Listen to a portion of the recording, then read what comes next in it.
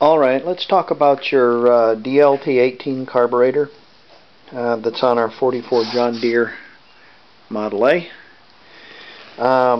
This carburetor leaked, and what I mean to say is the float valve leaked. So when you had the fuel on, the valve on, it would fill the float bowl, but the valve wouldn't shut it off because it had a steel valve in it. Now, what I've gotten is one with the rubber valve, so it ought to work a lot better. So I got a valve, a new seat, and a new gasket to put in this. The carburetor's been cleaned already, so it's pretty clean. And when I cleaned it all up, all the paint come off of it, so I just shot it with some clear, and that gives it a contrast between all the rest of the green stuff on the tractor. So what we're going to do is the seat comes out of here. You have to put a gasket on this first, a little gasket. Get what I'm trying to do here. I'm sure it's pretty much self-explanatory. And then the seat, can't do it unless I had two hands. The seat screws into that hole there, and the needle valve goes on that float, and you have to turn this upside down and finagle it in there. And then once you get it finagled and held in place, the pin goes through the float into the body of the carburetor like this, body of the float, and screws shut. I'm going to seal that with a little ATV and put that in and put it all back together.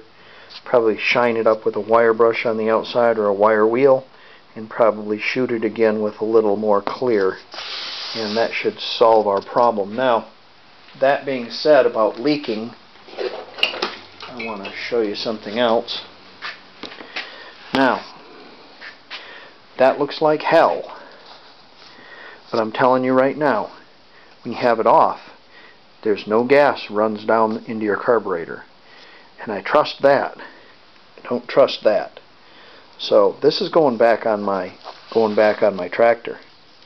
Like I said, it doesn't look very good, but it works. I monkeyed around with the three-way valve and bought one from this tractor place, and I bought the packing and the rod to operate it and all the correct metal lines going to it and everything. The three-way valve leaked. If you tightened it up where it wouldn't leak, you couldn't turn the valve.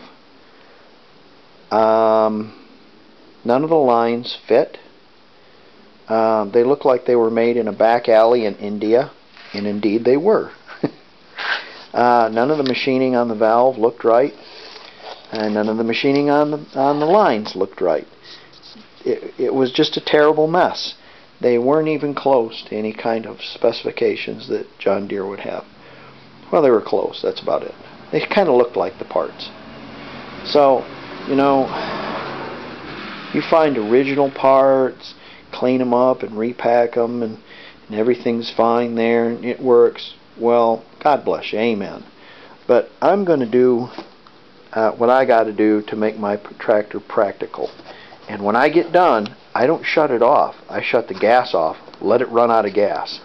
I've already filled my engine full of gasoline one time. One time was enough. Left that valve on, carburetor leaked, 10 gallons of gas went into the crankcase. So, there you go. Now, speaking of India, I got another fine piece from this Tractor Supply place. It's my switch, which will probably work sporadically. I don't know. It seems to be okay. I didn't put a meter on it or anything, but if you can read that, made in India. Yeah. Get what you pay for, I guess. But when it's the only thing you can get, it's the only thing you can get. So I'm going to put this together, and probably next what we'll work on is, if I get it, my cylinder head.